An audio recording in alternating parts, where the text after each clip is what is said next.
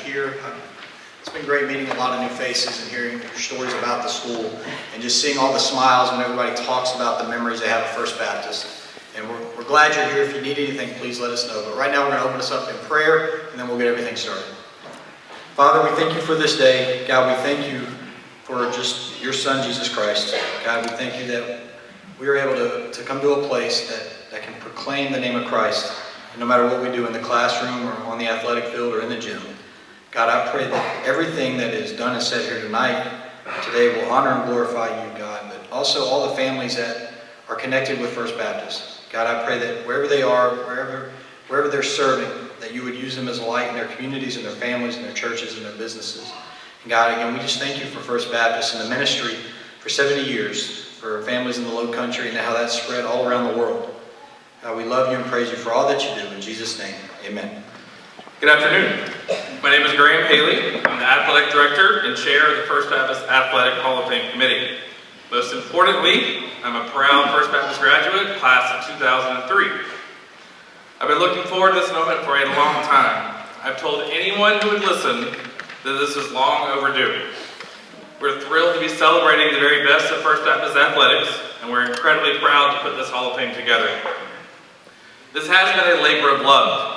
Throughout this process, I kept going back to a verse that so many of our teams used. I heard it when I was in elementary school going to varsity games. I heard it when I started playing JV, and it was part of my teams. Philippians 4:13, I can do all things through Christ who strengthens me. This has been our inspiration for the Hall of Fame, and you'll see that again here in a little while. At First Baptist, there are those names and moments that bring us together and give us those same shared experiences. East Bay Playground, tours with Mr. Harris, the gym in the market, the worst parking for a gym, the most beautiful but worst parking for a school, the Gorm, Swenson's, flooding, the 38 different football fields we used over our time, never walking by Dr. Earp without your shirt tail tucked in. At lunch, Coach Murray searching through the trash can for leftovers. The Blues Brothers. About 3 years ago, I started thinking about how we could do this. How can we celebrate our team and individual accomplishments? Back then, that felt like a daunting task, and I was right. But I started doing some research and looking to putting it all together. On September 25th, 2017, I sent an email to a group of people who I thought would be interested in forming a committee, and thankfully I emailed the right people. We had our first meeting shortly thereafter, a meeting coincidentally I was late for. I was dealing with a parent issue or something like that. At least that's what I told them. And that's where we truly began. On that note, I'd like to recognize our committee, for without them, none of this would be possible. Our Hurricane Association representative, Walter Hyatt, our faculty representative, Andrew Blaylock, alumni director, Stephanie Weaver, our coaching representative, Christy Crawford, alumni representative, Billy Walpole, and alumni representative, Sherry Bridges. Thank you.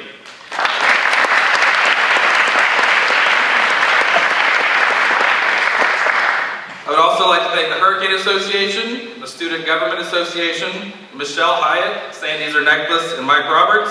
Thank you for all your help, especially to a few who I definitely would not have survived today without.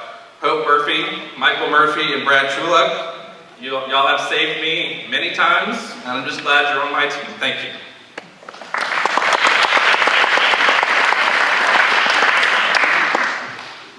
Representing this inaugural class, we have the school founder, the longest serving headmaster in school history, 6 Chris Manos Award winners, and 22 state championships. I can't think of a better group of people to represent First Baptist in the inaugural Athletic Hall of Fame class than the group you see before you today. Without further ado, let's get it started. Our first inductee, headmaster of First Baptist School for 33 years, led the completion of the John A. Hamrick Activities Building, represented First Baptist in winning the SCISA Leadership Award in 1993, and established the school membership in the Southern Association of Colleges and Schools. Ladies and gentlemen, Dr. W. Arthur Earp.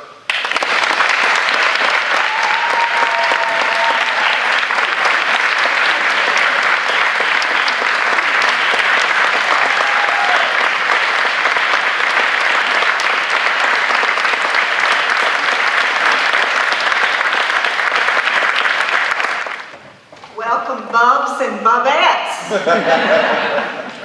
The Earp family is very happy to be here for this special occasion, and Dr. Earp is pleased to be one of the inductees.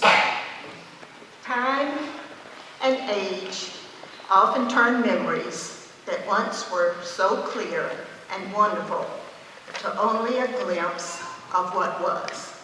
So these words are those that come from my memories and my love of First Baptist School, and some of Art's firsthand experiences that he had for 33 years as headmaster.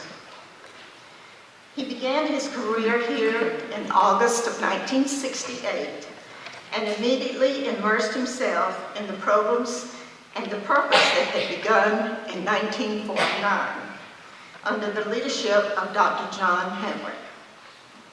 Art's goals at First Baptist were always to continually strive to help students increase their knowledge and strength and faith in God.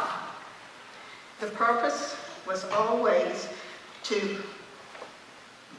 make sure that they prepared themselves for college and graduate school, and then to learn to love and serve God not only at home but all around the world. Dr. Earp felt a strong and varied athletic program of track, tennis, and soccer was important, with basketball as the dominant sport.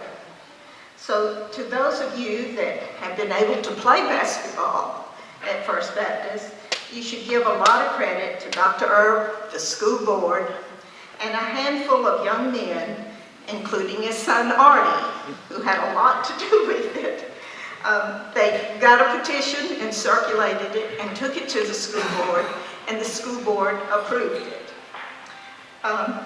With no experience, these young men who had begged, pleaded, and promised the moon became the first team. And with no experience, they were willing to take risks and beatings, and I mean beatings, in order to be the first team and to ensure that the path for First Baptist would eventually lead to championship football games.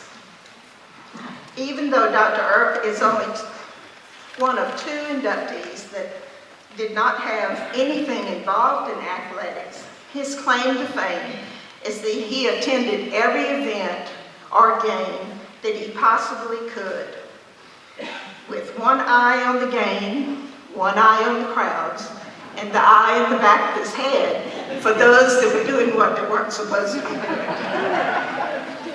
The closest Dr. Earp ever came to being involved in athletics was when his #1 son, home from college, threw a bucket of Gatorade on the referee because he thought he'd made a bad call. It cost his dad a $100 fine. And the next day, Dr. Don Gardner congratulated Artie. He said, "I wanted to do that, and I'll even pay the fine." Of course, we didn't let him do that. Dr. Earp's skills weren't played out on a field or in a gym, but were maneuvers played out day in and day out. Here are but a few other skills that may have prepared him for this award. Having water balloons thrown at you at carnivals, including the donkey booth, directing the big yellow buses each and every day out of the parking lot, the crowning of homecoming queens, kissing a fish or kissing a pig in order to raise money, being a blues brother with Coach John Murray, attending chapel twice a week, and standing before a packed house, waiting for the noise level to lower with the look that said, "You better shape up and get quiet." Having the privilege of presenting his own children their diplomas and hundreds of others. Dr. Earp never passed a football or dribbled a basketball or kicked a soccer ball, but he was a coach, setting an example and encouraging all students to always be their best. He never waved a pom-pom, but he was a great cheerleader who rooted for all teams and took great pride in all of your accomplishments. Some of you may be wondering, and I've had people ask me this before, did he remember what I did wrong and all the demerits or disciplinary action? No, Karen Hatchell, he did not.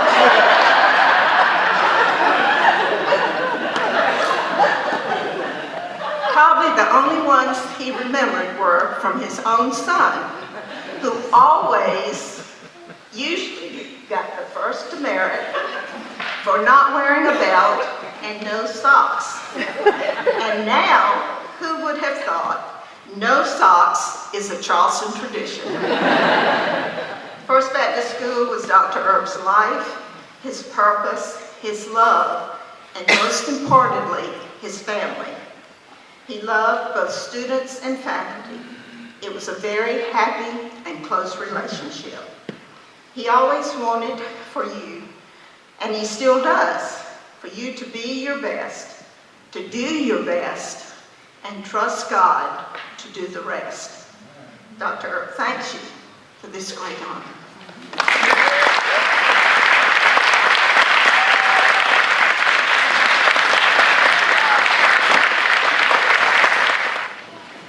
Our next inductee was a basketball state champion, second team All-American at the College of Charleston in 1984, and played professional basketball in Ireland. Ladies and gentlemen, Karen Hatchell Harlan. I would like to take this time to thank First Baptist for this honor.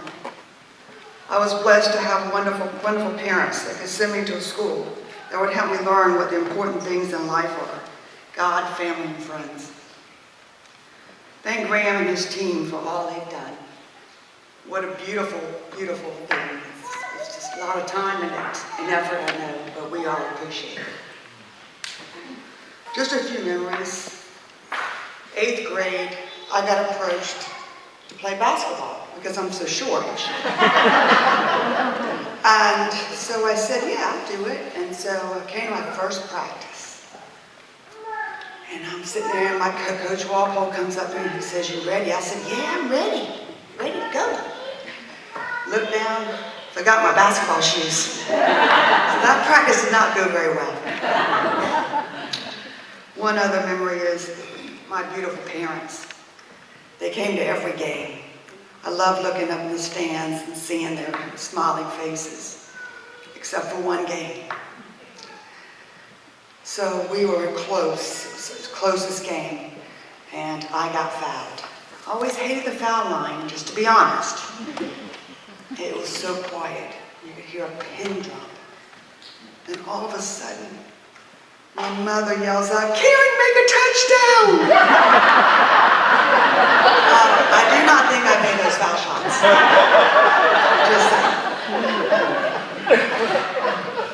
Just a few thank yous. Dr. Earp, you're an amazing principal. You guided and directed us to grow into respectful, responsible individuals. And I thank you for that. And it's great seeing you and your lovely family here. I'd also like to give a special thanks to a special man that gave me encouragement to work hard, never give up. Thank you, Bud Walpole, for all you've done for me. I would never have turned into the person I am today, or even got the opportunity to play basketball like I have. He supported me, he was there for me, 24/7. And I just can't thank you enough. You just hold a special place in my heart. I also have my sweet sister Linda here, which all of you love and know. You cannot imagine how blessed I am to have her and to call her sister. And her beautiful, amazing husband, Doug. Thank you for being there for me and supporting me through all the good and bad. You've been there for me always, and I thank you. Last but not least, I would like to thank Robin Kidd, my best friend. She's been there for me in support with the good and bad. Through the recent passing of my mom, she was there and so supportive for me. And friend, I just can't thank you enough for all you've done. I just thank you all for being here, and this is just a beautiful moment. And I just want to thank you again for this honor, and God bless you all.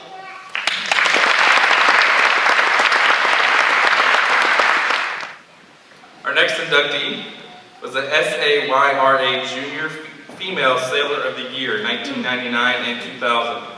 First Baptist Most Valuable Sailor of the Year, 2000 and 2001.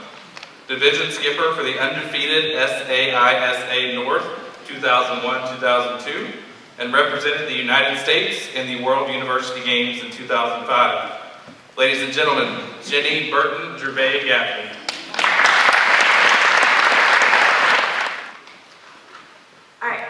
I'm going to try and keep this short, sweet, and to the point, which coincidentally is kind of like I describe myself.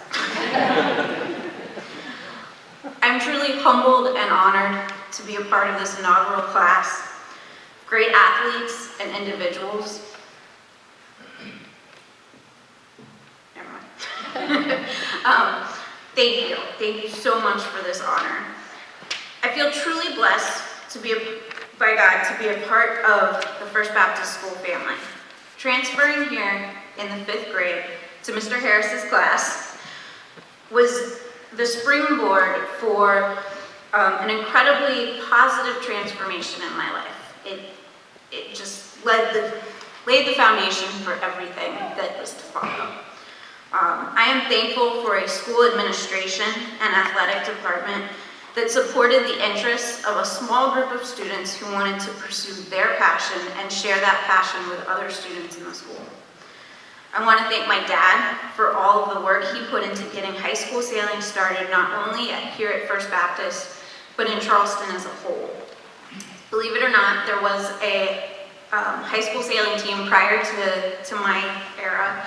My dad actually was on a high school sailing team when he was at First Baptist, and I've seen the yearbook photos to prove it. Thank you to my mom and my brother for supporting myself, my dad, and our team in our efforts to build the program and compete. My mom even coached an event up at Clipton University. The support of the families of sailors is no small sacrifice. Unlike most sports, sailing competitions, which are called regattas, are usually all-day events, and not only all-day events, but typically an all-weekend event. These regattas are not just local events, they can be all over the country. Our high school team specifically sailed in Charlotte, North Carolina, Wrightsville Beach, North Carolina, Clemson, South Carolina, Savannah, Georgia, Brunswick, Georgia, Jacksonville, Florida, and Clearwater, Florida. While sailing is generally an individual sport at most levels, the accomplishments that First Baptist has achieved in sailing are and were achieved as a team. And specifically in 2001-2002, when we went undefeated, not just here in South Carolina, but in our northern region, which included Georgia, North Florida, and North Carolina, our season wasn't possible without the whole team working together. And I'd like to acknowledge my teammates for that year, which were my crews Alexis Allen and Alex Baker, and our B Division skipper Patrick Wilson and his crew TJ McKelvey. Each of these individuals and our experiences together as a team gave me the strong foundation to continue my sailing into a very successful college sailing career and post-college sailing career. My freshman year of college, I ended up crewing and being the women's national championship crew in the B division. So this was a pretty awesome thing to come from First Baptist and be able to do. First Baptist gave me the strong foundation on which to build my academic career, my sailing career, and my faith. I thank God for having given me this skill and talent and His use of it to further my experiences and relationships in this life. I thank First Baptist for the incredible honor that you are bestowing on me today. I am just truly humbled and thankful. I thank my former teammates for challenging and inspiring me both on and off the water. I thank my family, both my immediate family and my extended family. Some of them are here today. And finally, I'd like to thank my husband and my daughter who made the trip up from Jacksonville with me and are sharing in this experience with me. Thank you all so much for including me in this fantastic group of individuals and athletes.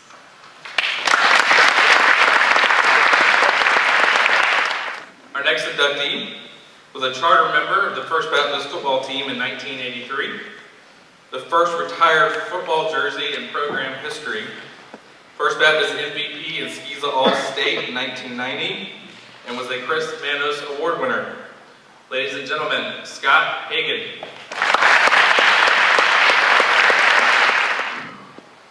First of all, I'd like to thank Dr. Earp for putting up with me, and I do have on my socks, my belt, and my shirt is tucked in.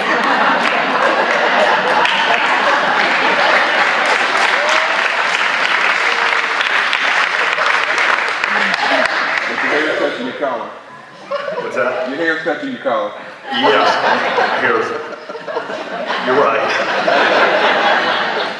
Second of all, I thank my mom and dad for enrolling me in this school and for everything they've done for me. You know, it takes parents taking you to practice, picking you up, washing your jerseys, doing everything that goes on behind the scenes. And when you become a parent, you realize all the work that's put into that. And I want to thank them for that. Thank my wife for being here. My 3 kids were already obligated to be in North Carolina this weekend, so they're not here, but I got one that graduated from here, and she's a senior at College Charleston. I got one that's a senior here, and then my son's in the 8th grade here. And I want to thank the school for continuing to read the Bible, to put the Bible, you know, I was reminiscent about my days at First Baptist and growing up, learning all the books of the Bible, Luke 2, 1 through 20. My kids went to that class. I can still say a lot of that. It's a foundation that you never forget. It's something that never leaves you. You know, I think that's the most important thing.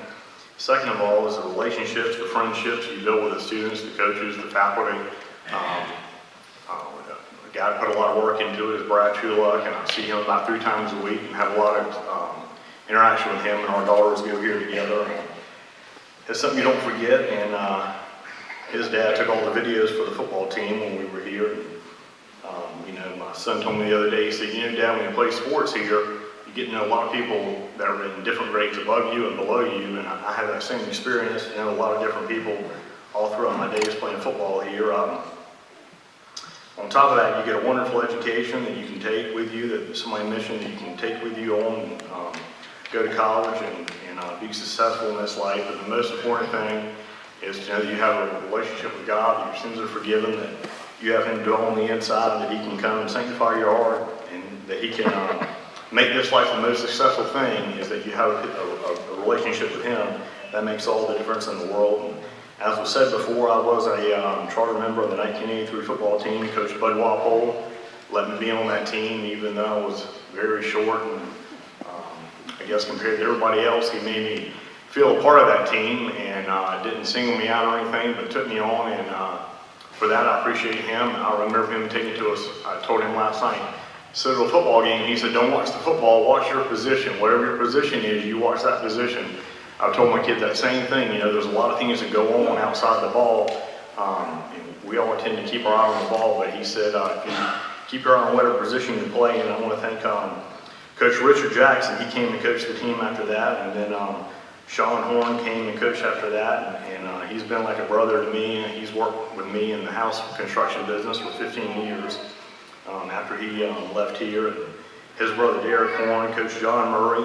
We have a lot of stories that we could bore y'all with today, but I want to thank him, and Coach Charlie Wren, and all the players I played with over the years. You know, I think the most important thing those coaches taught me was to treat each other with dignity, respect, treat each other how you would want to be treated. Even though they were hard at times, they made football enjoyable. And I think all those different life lessons you learn through life is how to treat people and make them feel like they are part of the team. And let's see here. I remember all the, said before, all the football fields that we had. We had our practice field at Coburg, and all the facilities we had here. I'm come to the age where they're tearing down the schools that I grew up in. I guess you get that age and those things happen, but you can't take away those memories, all the bus rides, the practices, the games, staying in shape, lifting weights, having that determination, just the effort to do your best. All those coaches taught me, you may not be as good as another player, you may not be as worse as some of the others, but always do your best. And I can carry that throughout anything in life. If you do your best, you left your best out there, and the determination, effort, and most of all, put teamwork first. Never have yourself ahead of the team. It's, there was a saying that teamwork makes the dream work, and I truly believe in that without each other, we can't make it through this life. That's why we have help. It says be helpers one of another. I remember all the, the many stories and life lessons that I heard. I want to thank Coach Graham Haley for putting all this together, as he mentioned before, and Coach Johnny Waters for bringing the program where it is today. I count it as an honor and privilege to be a member of the Hall of Fame of this school, and thank you all for all being here today. Our next inductee was the men's soccer state championship head coach, 1989 and 1991, Posting Courier Coach of the Year, 1991, and an NCAA National Championship head coach at Wingate University in 2016. Ladies and gentlemen, Gary Hamel. There's a couple of things I didn't add in here. I'm really upset that Artie Earp only got a $100 fine for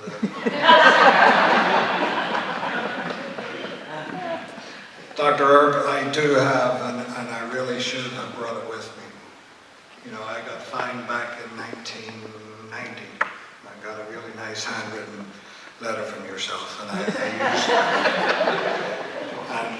I used the word H-E-L-L.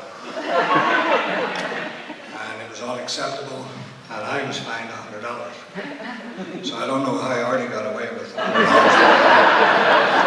Because that was right around the same time, I think, Artie. So looking back on time, I probably should have thrown the Gatorade around the official instead of telling what I thought of it. Time passes, and after 28 years at Wingate, my players still look at that and say, what on earth is that? I said, it's a very special place to me. Just remember, you can get fined for saying the word H-E-L-L. But I want to thank everybody involved in this, being in higher education as a coach for the last 28 years, 29 years. I know these things aren't easy to put together, so congratulations, thank you, Graham. It really is hard to pull off, particularly the first one. It's been enjoyable to see some faces around here that I have not seen in a very long time. I promise I won't speak long. I think the last time I was on stage at First Baptist back in '92, that had to drag me off, and that was Coach Murray's fault, by the way. We'll just leave it at that. I would like to congratulate all the other inductees. I know it's a very, very special time for you. Most of you graduated from First Baptist. I obviously didn't, but I wanted to thank First Baptist for letting me a foundation, just like yourselves, through education. I learned an awful lot from Dr. Earp, mostly not what to do, how to do it and how to treat people. The sheer fact that I'm standing here, again after 28 years at Wingate University, I would never ever have been there if it wasn't for First Baptist and our ties back then with Dr. Ward and Wingate University, back then it would be Wingate College. So I have a loving heart for this place. I fondly remember Coburg Dairy. Some of the laughs that we had down there was incredible. You know, again, after these years at the collegiate level, and like Graham had pointed out, winning a 2016 national championship was probably, you know, by far the greatest achievement of my career. However, 1991 still holds a very special place to me because it was a state championship that we deserved. We fought hard for it. You know, Jimmy Rowell, who had promised the guys if they won that he would actually mount the Coburg Dairy cow. I still have a picture of it with the trophy. I'm so glad the police showed up before I had the opportunity to make a fool of myself. So we had some good times. I'll always remember this place, I really will, because people obviously say to me, where did you come from before you came to Wingate? And I said, First Baptist. And they said, where on earth is that? And I said, well, let me tell you about a special little place on Meeting Street. I had some good times there, and I've learned an awful lot over the years. I'm happy that Andrew's joined me today in this inaugural class. It's nice to have at least a soccer player in the first class. So. Just a couple of things in particular, like I said, you know, the 91 state championship is very special to me. Jimmy Rowell on top of a cow, Coburg Dairy. Absolutely unbelievable. And you know, back then, $20 in Milo Hankel's birthday party, I think Andrew will know what I'm talking about. I'll never forget the memories from this place. Thank you very, very much. I'm embarrassed I haven't been back sooner, and I promise I'll be back more often. Our next inductee was the founder of First Baptist School in 1949, pastor of First Baptist Church from 1940 to 1964, founding president of Charleston Southern University, and president from 1964 to 1983. The John A. Hambrick Activities Building is named for him and was founded in 1973. Ladies and gentlemen, Dr. John A. Hambrick.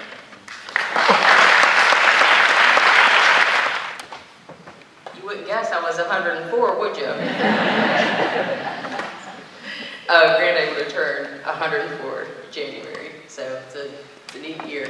Thank you so much for all being here. Thank you, Graham and committee. I'm Dana Marchant. I'm his granddaughter, youngest granddaughter, and I am so honored to accept this on his behalf. It's really special because he's got two great-granddaughters that have graduated from First Baptist, and his great-grandson is a junior here right now. So God willing, next year that will happen as well.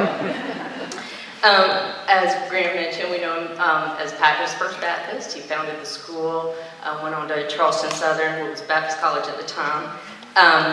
When he was the pastor, they had these great newly constructed buildings, and he wanted to use them more than 2 days a week. So he's like, let's start a school, Christian education in Charleston, let's do it. So after much prayer and planning, that happened in 1949 with the first graduating class in 1960, which my mom was in, which was real special as well.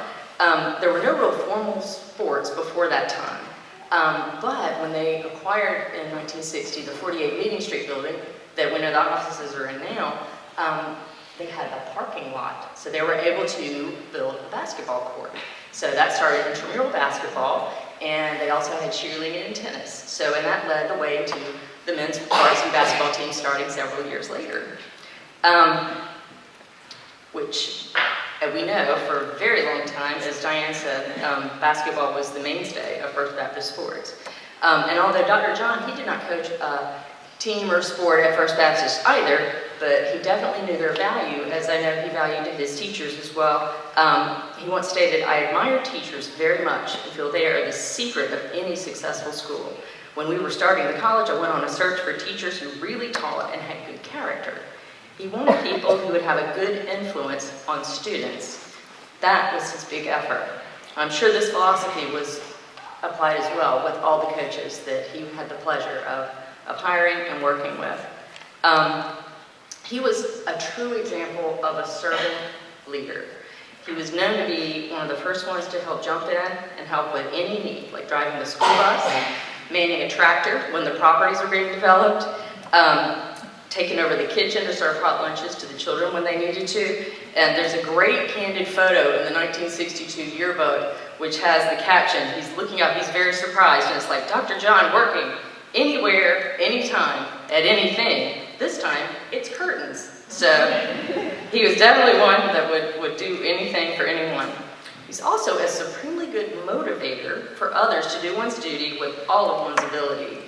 It says in the history of the church that he had the capacity to see the maximum happening in and through any person or any situation, however limited or unpromising that situation was, and that he could convince an individual to undertake the most seemingly impossible task.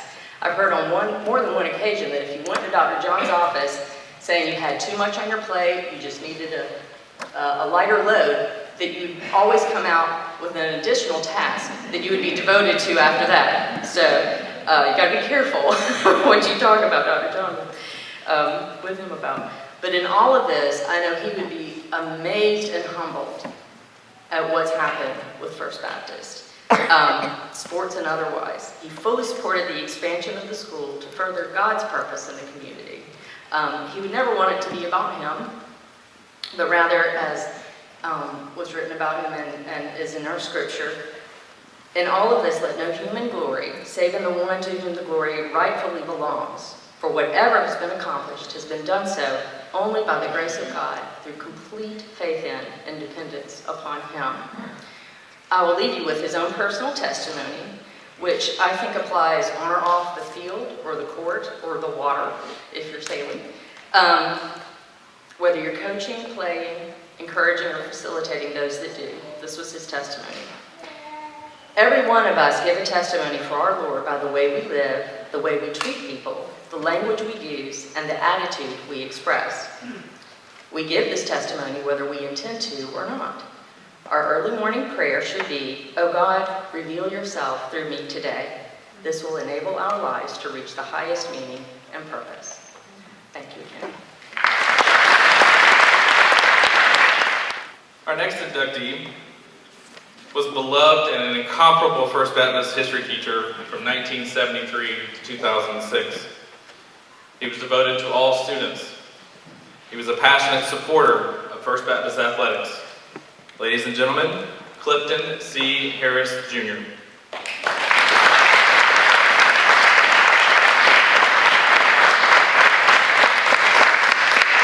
Unfortunately, there was nobody able to accept for Mr. Harris. However, I would like to say a few words. Many of us in here were blessed to have Mr. Harris. We all remember the tours. I think we had class more on meeting in Water Street than we did in the classroom. The ear pulling. The Cyclops Award. How many got a Cyclops Award? Artie, raise your hand. I have a lot of fond memories of Mr. Harris, as I know all of you do. He's one of the reasons I became a teacher myself, and I was extremely proud to have him as a teacher. I know a lot of people, again, have been touched by Mr. Harris, so we couldn't think of a better way. If you went to the games, he was working the gate. You felt like you needed to tuck your shirt in and walk in the right way when you went into the games. Because he ran those things, and he did a great job, and he wanted to be there, and he wanted to support, and he sure did. So we're happy to bestow this to Mr. Harris, so we'd like to accept that on his behalf. Thank you.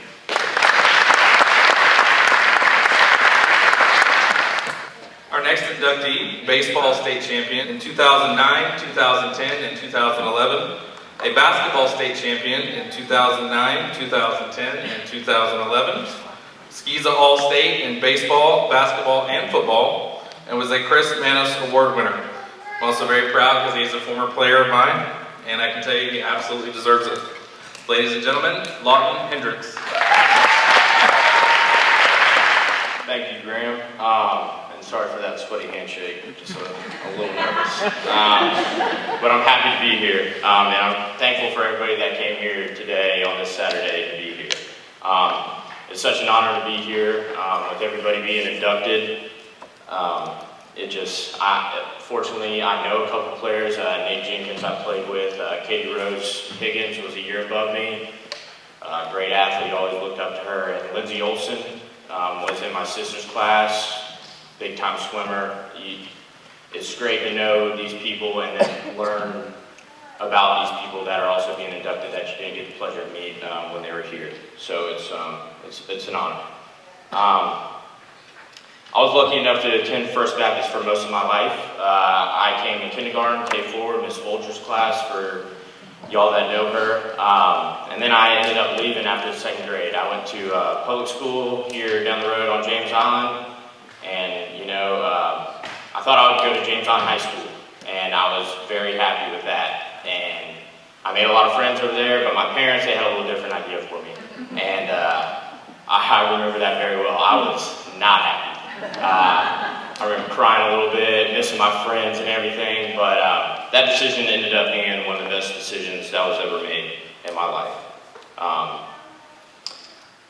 It's just, everybody asks me, you know, I'm a coach now actually at James Island High School, baseball coach, and you know, some parents will come up to me and ask me, what was it like going to First Baptist, because they sometimes want their kid to go there. You know, they'll always ask me, how many kids did you graduate with? And I'll say, you know, about 25 in my class.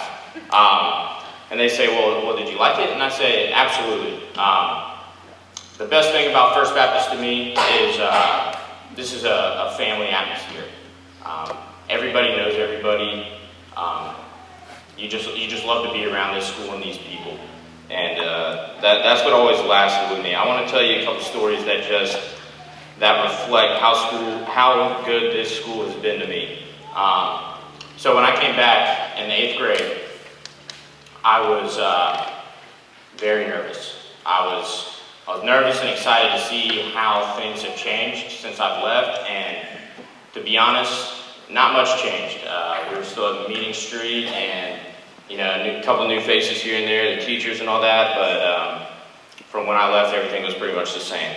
A little later that year, I was actually diagnosed with type 1 diabetes, and you know, I missed months of school. It felt like I could not go to school, and I would get sick during the day. I couldn't make it through a whole day. And it was just the amount of people that showed up in my hospital room from First Baptist. It was awesome. The support, the teachers and the faculty that helped me get through the 8th grade and make me finish my work to get through and not be held back up. It was great. And you know, I owe a lot to all those people. I remember Miss Folk. She was a very helpful person to get me through the year. Fast forward to the summer of 2010. I'm going into my senior year, very excited. I was about to start football. Coach McCombs, I see you back there. Thanks for that. My mom wouldn't let me play football until I was a junior in high school. So thank you, Coach McCombs, for that. I was about to start practice, and my grandfather, one of my best friends and my best supporters, my #1 fan, he actually passed away that summer. Some complications due with hernia surgery. And once again, the friends, the teachers that showed support and would just come over to my house, just like at the funeral, they would come over to my house to hang out with me, just to take my mind off everything. It was, that's what really I remember from First Baptist, is the support that was shown and the people that were there for you in the toughest times. That's what I remember most and love about this school. So I have a couple thank yous I want to say. Graham Haley, right when I got here, he was my first basketball coach here. And he was great. Me and him clicked like that. And then after I graduated, you know, we kept in touch very well. He's been very helpful for what I want to do with my life and what I'm taking those steps to do. You've been there every step of the way. And I'm happy to call you a good friend of mine now after I graduate. Coach McCombs,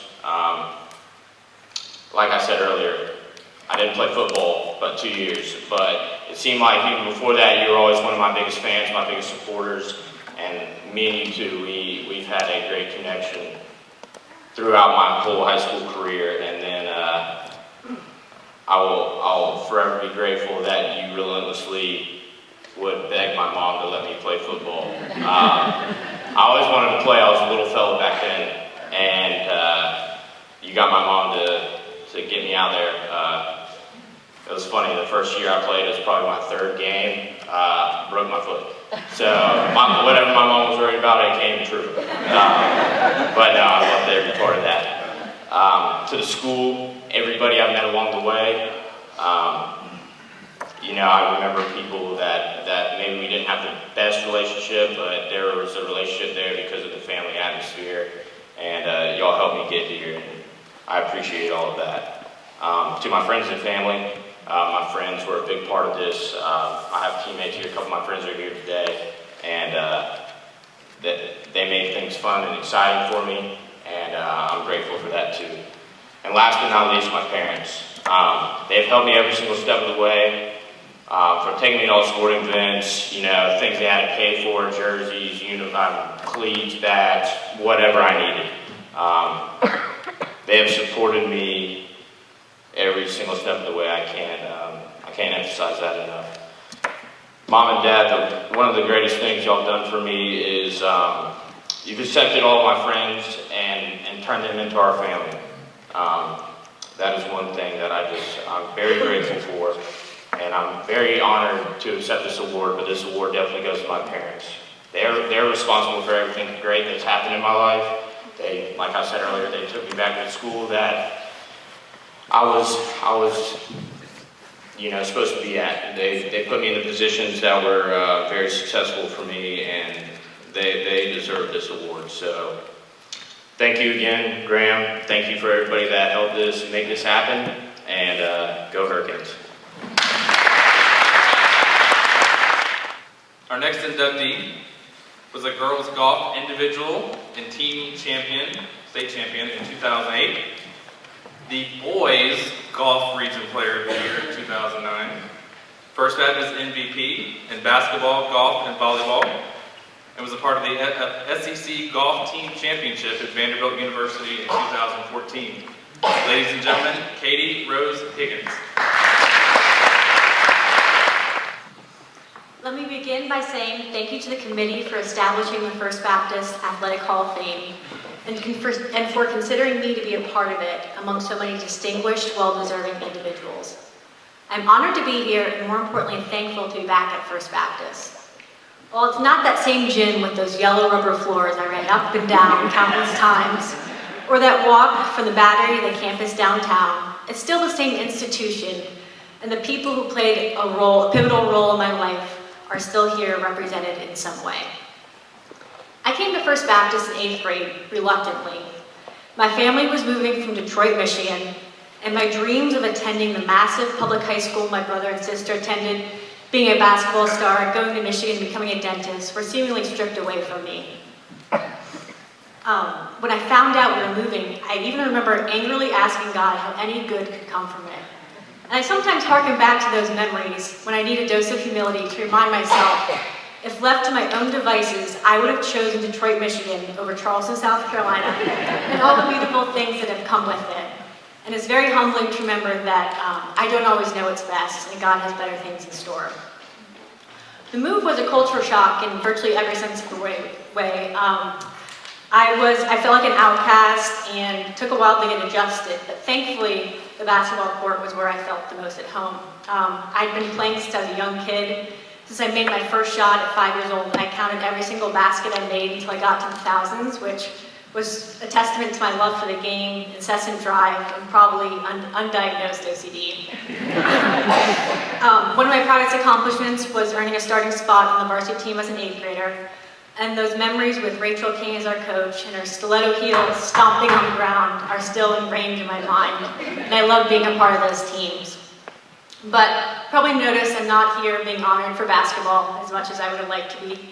I remember getting the acceptance letter for this and it reading, "Congratulations, you're being inducted," and in big bold letters, "as a golfer." But the truth of the matter is, I didn't start playing golf until we moved here when I was in 8th grade. My parents, both college coaches, adept at evaluating talent, quickly saw that my basketball ability was capped out. But I could focus hours at a time and had an intense drive and thought that golf could be a good fit for me. And it was something we could all do together. So that 8th grade year, I signed up for the boys golf team in the spring. Honestly, I don't think I could get the ball in the air at that point. I remember our first match at Patriots Point, the golf coach announced that there was a triple bogey maximum. And I did the math in my head and said, okay, 9 holes, the worst I can shoot is 63. And then I proceeded to count down from 63 for the rest of the match. I think I shot 56, which is not good by any stretch of imagination. But I remember that first tee, I think I was the only girl, all the boys, country club boys, high school older than me, from Porter-Gaud, Pinewood, lining up to see if I had what it took to succeed. I enjoyed playing, but really wasn't good at that point.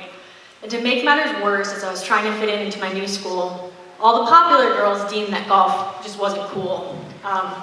There was a ceremony at the end of the year which honored the athletes from each team. And I begged my mom to let me stay home from school because I couldn't bear the idea of me standing on a stage in front of First Baptist being honored as a golfer, which is kind of ironic now. Thankfully, this perception of golf changed over time at the school, and thankfully I got a lot better. I owe the turning point in my development as a golfer to my instructor, Ricky Sullivan, who got me from shooting in the 90s to 70s pretty quickly. I wouldn't have played college golf without his tutelage. I also owe a debt of gratitude to my high school coach, Coach David Rowell, who sacrificed many hours of his life driving us across the state, setting up practices, and doing everything we needed to succeed. He helped start the Skeeza girls team the fall of my junior year, and playing with Brooke and Jess, traveling across the state, singing karaoke in the backseat of the cars are some of my fondest memories. High-level golf can be very self-centered, intense, and kind of drains the fun out of it, but the fun we had as a team is something I'll always remember. And winning that state championship the fall of my junior year was really the catalyst for me realizing I could win at bigger stages. Golf has provided me opportunities to meet some extraordinary people, play at some of the nicest courses in the world, and be a part of programs at both the University of South Carolina and Vanderbilt University. It's a sport unlike any other I've ever played. Everything I'd done my whole life, the harder I tried, the better I did. But this just wasn't the case for golf. It's taught me so many lessons, humility and empathy for others as I've gone through my own ups and downs and struggles, examined every personal flaw of mine that seemed to be magnified in the course, and am all the better for it. Like most of my competitive peers, I had goals and dreams of playing professionally, but once again, my own plan for life wasn't as good as what God had in store for me. I now work in private equity in Charlotte, where in most cases I'm the only female walking into a boardroom full of men. Not too much different than those boys' golf matches in high school, where they're all lining up watching to see if I have what it takes to succeed. I'll finish by thanking my parents, the 2 most important individuals in my life. They sat back quietly and watched on, and let me fight my own battles, and I'm always thankful for that. They instilled in me a competitive spirit, drive, sense for team over self, and most importantly, taught me that my identity is never in my accomplishments or sport, but in my faith in Christ. To my mom, who had to bear the brunt of the negative parts of my competitive spirit, who had to deal with the tantrums after bad rounds, and the marathon warm-up sessions before my warm-ups, where I'd shoot in the gym for 2 hours until I started missing and I'd ask her why I was missing. I appreciate your patience and for speaking hard truth to me even when I didn't want to hear it. And to my dad, who's made so many sacrifices for me to play golf and be here, who scouted out First Baptist for me and thought it would be a good spot. He's the greatest man I know, and I'm so thankful for the lessons he's taught me, his steadiness in life through the ups and downs, and perseverance and faith. I'll always be his little girl waiting for him to come home in the evenings to show him the scabs on my knees I got that day from diving on the court for loose balls and seeing that big grin on his face and saying, "That's my girl." Thanks again to everyone here. I'm always reminded when I come back to First Baptist how it really is a family atmosphere, as Lawton said, and just how self-sacrificial everyone is, from my classmate and good friend Mallory spending 30 hours to make that cake, to the Hyatt family who's always been dear to me, doing all the work to set everything up here, Coach McCombs, Coach Haley, Coach Crawford. Everyone here is just so great. I'm very appreciative to be part of the First Baptist family. Thank you. Our next inductee was a volleyball state champion in 1989, 1990, and 1991.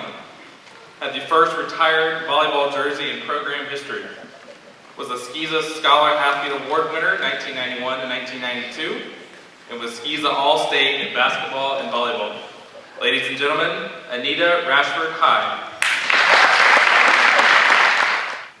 Graham, Hall of Fame committee, family and friends, fellow inductees.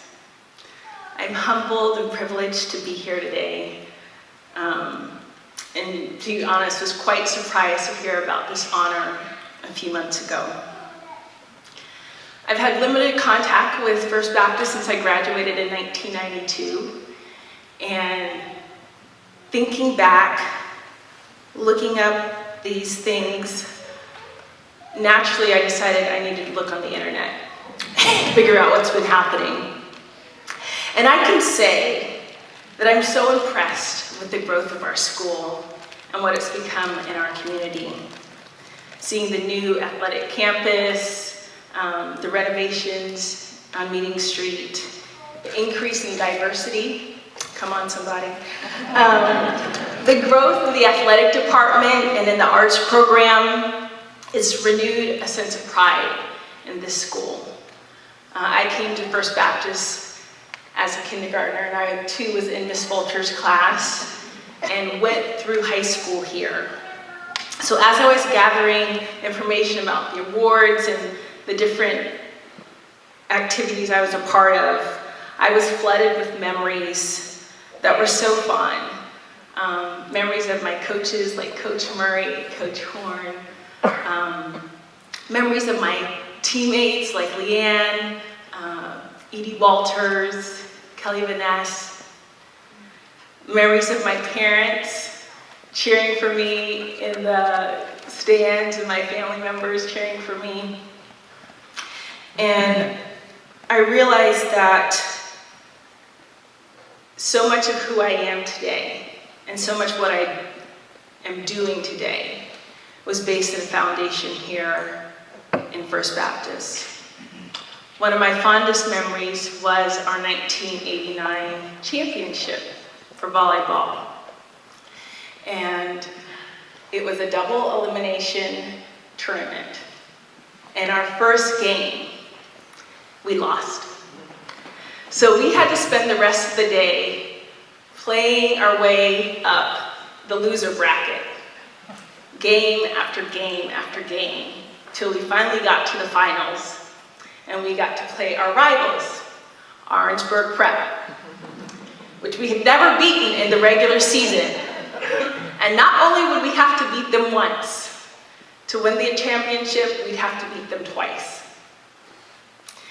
And I just remember feeling so tired, but just the encouragement of my teammates and our coach to just keep pressing, keep playing. And I'm not sure if this was the last play, but this was the last play I remembered, was a set by Kelly Vaness, where I spiked the ball and we won the championship. If that's not how it happened, don't tell me. But that's how I remember it, okay? And so graciously, Dr. Erb gave us Monday off because we had worked so hard that Saturday. And like many of you have said, the life lessons that I got being a student athlete at First Baptist has impacted me as a professional, as an individual, as a believer and follower of Christ. And these two things are teamwork and just being the best that you can be. You know, recognizing that you can't do anything great by yourself. Recognizing the gifts, the talents of the people that God brings alongside you. Not settling for the easy, but working hard, being your best self, overcoming challenges. That's what it's about, and that's what I learned at First Baptist. And I just want to thank the administration, Dr. Earp, all my wonderful teachers. I'm so glad we honored Mr. Harris. He was such a big part of our First Baptist experience. I want to thank my parents, just for your love and support and bringing us to a school where we were loved, we were cared for. I want to thank my teammates. I want to thank my husband and all my family members and my good friends that are here today. And I just want to encourage the First Baptist family to continue in this tradition of just being an example of who Christ is. It's not just about winning a game. You're your best for who you can serve. Our community, our families, and those on the other side of the world. So thank you for this honor, and thank you for just having this event. God bless you. Our next inductee was a basketball state champion in 2009, 2010, 2011, and 2012.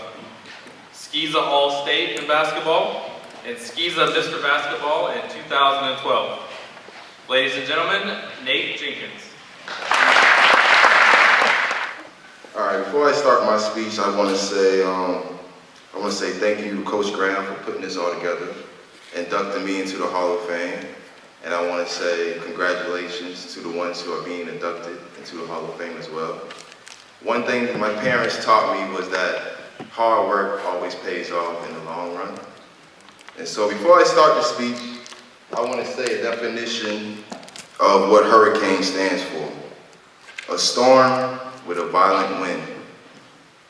And even though we weren't violent, we were a strong force of wind that knocked down everything that stood in our way. Yeah. All right, so I came to First Baptist in the year of 2009. I came from a public school, Carrier Middle, and me and my friend Landon Blakely, who's not here at the moment, we came here, 2009. I'm kind of nervous, y'all. I ain't writing no speech, but I'm trying to speak from the heart right now. So, we came here in 2009, me and Landon, and we had a goal to play basketball, something that we love. I started playing basketball at the age of 3, thanks to my dad putting the ball in my hand, and showing me the way. I love you, Dad. Thank you to my parents, my mom. Thank you to my girlfriend, Dre, back there. I love you, baby. Also, 2009 was a good year. I came here, new experience, public school to private school. The transition was kind of different because in public school, you didn't have to wear uniforms, And then I came here, you had to wear a uniform, but I wasn't tripping because I love the colors. I love the purple, I love the white, and it made my skin look good. And I felt good, But Coach Graham was my first coach here. I played JV freshman year, and Coach Graham was a very great coach. I think he only lost like 1 game that whole season. And I had great players who played along with me. Hendrix right there, good player, Landon Blakely, Greg Gillum, and some other players that I can't remember, but they were in my memories, and I love them all. But when I found out I was being inducted to the Hall of Fame, Coach Graham texted me, and he was like, "Call me after work." And I was like, "Okay, I'll call you." So I called him after work, I'm tired, long day. And he's like, "Nate, you're being inducted into the Hall of Fame." And I'm like, "What?" Man, I was like, "Man, thank you, man. It's such an honor." And he was like, "You want to give a speech?" I'm like, "What?" I'm like, "A speech?" I'm like, "Man, okay. I guess I'll try to write something down." I ain't writing nothing down, so So I'm gonna just speak for the heart and have fun with it. But I love Coach Graham, man. He's a good coach. And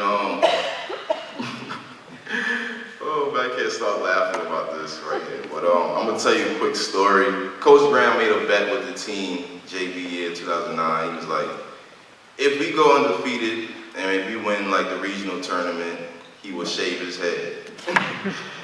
And so we did everything. We won the regional tournament. Only lost one game to Pinewood Prep, which, you know, I don't really like them like that. But, yeah. They only beat us one. We beat them once in their home, so that's good. But when Coach Graham shaved his head, it was pretty funny. You know, he was just.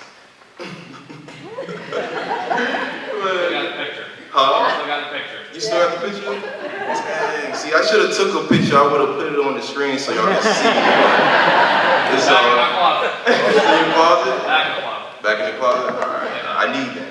All right. Okay, so after I, played JV, 9th grade, I moved up to varsity, and that was the state tournament.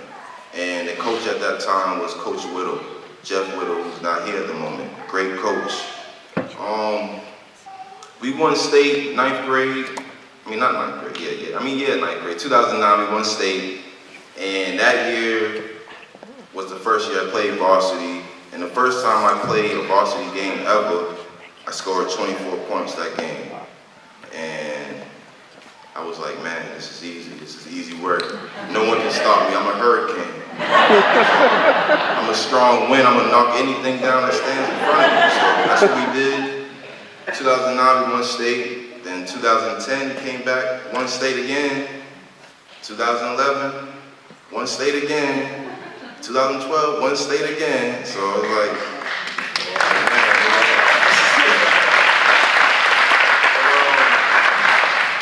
it's not all, I can't take all the glory. I had good teammates who, we all played good together. We had good chemistry. We worked as a team and we had a good general, Jeff Whittle, who had good coaches, assistant coaches like Coach Graham and Coach Matt Mullins, Brian Mullins, Ray Mullins, and then Chris, and just so much good coaches, man, that God done brought in my life, and I'm thankful, very, very thankful for that. But I can't believe I'm up here standing here and just talking to y'all and being inducted to the Hall of Fame. I feel like a dream, but man, just so blessed, man, like real blessed for this moment. And man, I gotta say the hardest state ring for me though was 2012 because we lost very good players. We lost Lawton and some Jesse Bean, Andrew Brenner, who was a very great shooter, one of the best shooters I ever played with. And 2012 was a tough state game because everybody doubted us. They said we weren't going to make it that far. We were the number 2 seed in the bracket at that time. But like I said, I'm a hurricane, so I knock down anything that's going to stand in my way. I don't care what people are going to doubt you, but at the end of the day, we're going to win. So 2012 was a tough win, but we pulled it off, and everybody was asking me, it was like, Nate, you going to get a class ring? And I was like, nah, my class ring is going to be my state ring. So that was something I, looked forward in doing, and I did it by the grace of God, standing by my side. And then one thing about First Baptist that I really liked was that before every game, we would always say the Lord's Prayer. And I felt like that was very nice, very heartwarming to do that before every game. And I always felt that he was by our side and helped us through the obstacles to make us be successful. And so I thank the big man upstairs for everything. And before I end my speech, let's see, I wrote something down real quick. Let's see, well, I just want to say, before I end my speech, I just want to say I'm thankful. Thank you for inducting me, Coach Graham. Thank you for setting all this up, and go Hurricanes, and keep growing and be more successful. I like everything that y'all done did, because I never played in this gym. I played in an old gym on Meeting Street with that horrible parking and all that, and driving downtown and smelling the horse pee and all that stuff. Right? So First Baptist came a very long way, and it's still growing and still achieving things, and I'm grateful for that and grateful to be a part of it. I know y'all like that horse pee line, right? Well, I mean, it's the truth. That's how downtown be smelling, though. But, You know, it's the little things that we cherish in life. You gotta laugh at things. So, I'm real thankful for that, man. I'm thankful to be a part of this, and thank you, Coach Graham, for adopting me. I love you, man. Great coach.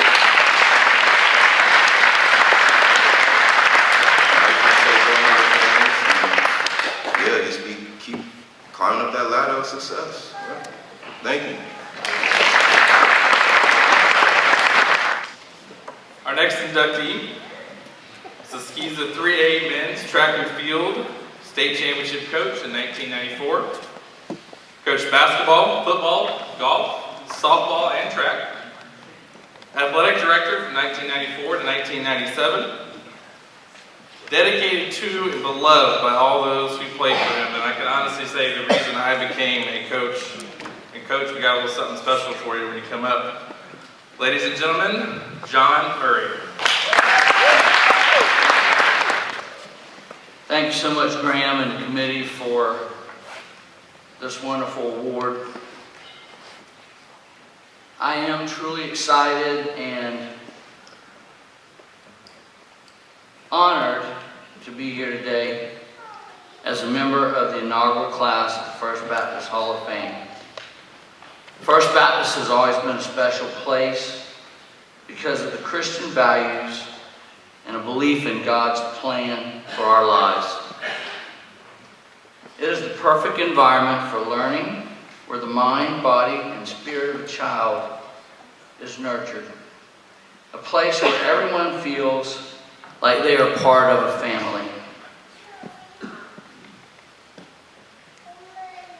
A place where God's love is all around. I am truly grateful to be a part of this rich history. I'm humbled by the love and support of so many former student athletes, coaches, and colleagues that made this day possible. They tell me you can never go home. I can tell you I am home.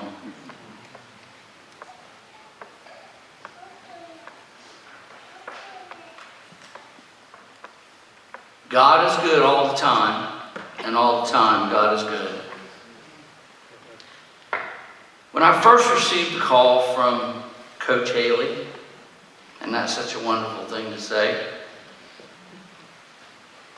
and he told me that I was accepted as a member of this inaugural class, a flood of emotions swept through me. Excitement, joy, and reflection of memories that ran through my head. Tears began to well up in my eyes, and I was overcome with emotion. My heart was filled with love and joy. It was then that I realized that the main reason that I got into the profession of teaching and coaching was students and players like Graham and others that are here today that I love so much and that work so hard for me. It was that reason that makes this day so much special. I began to then fill up with pride knowing that Graham is the athletic director of such a wonderful place.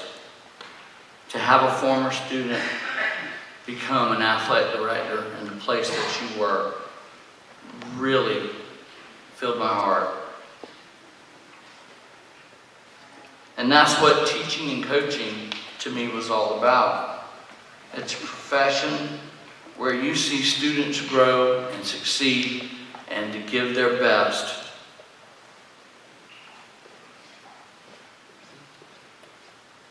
I have seen many students come through this building at my time at First Baptist, my time in public school and at St. Stephen Academy.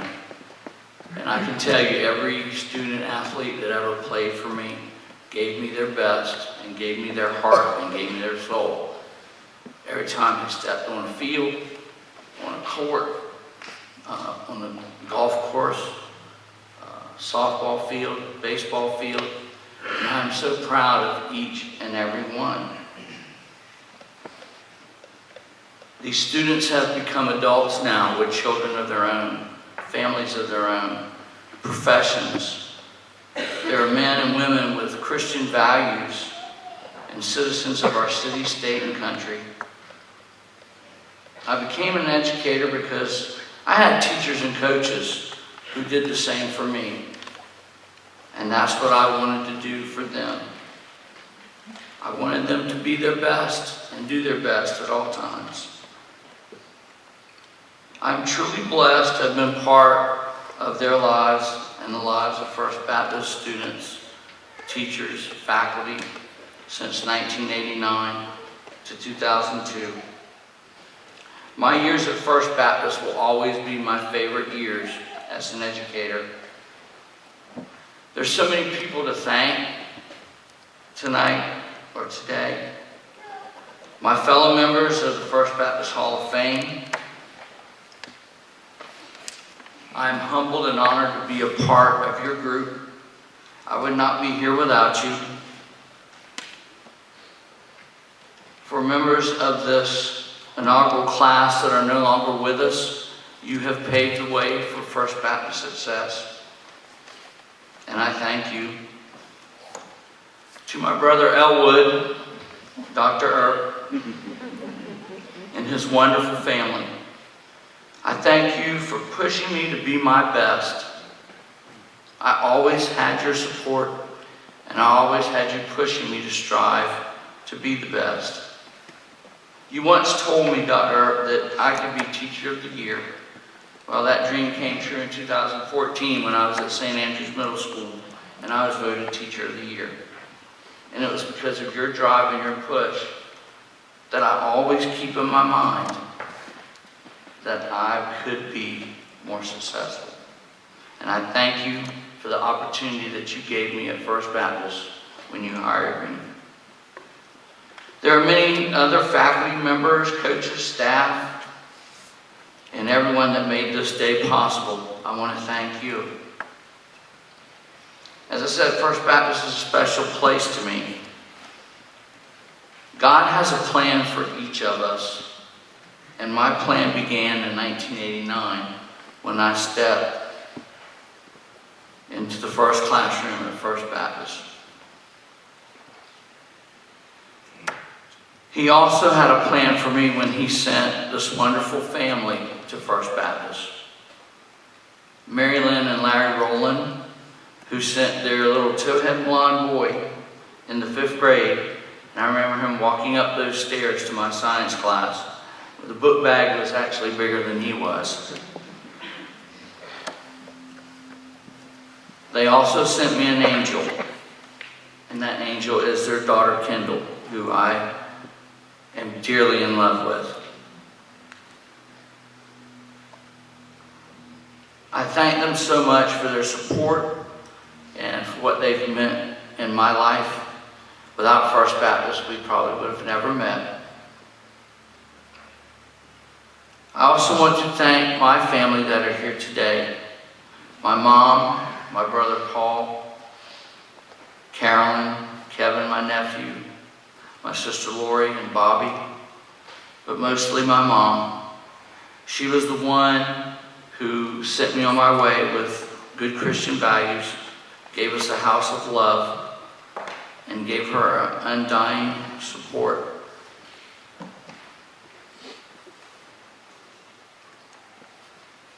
Mom, I've always told you that I love you, and I've always said to you, I was nothing before you, now I'm everything because of you, and I thank you. In closing, I would like to share some keys to a happy life, something that I've had to go through myself. Number one is to always put God first in everything that you do, no matter what. Number two, always love one another, just as Jesus loves us. Number three, never have hate or hate in your heart. Number four, give generously to others. Number five, live a simple life. Number six, forgive quickly and don't dwell on the sins of others. as we are all sinners. Number 7, always be kind to everyone you meet.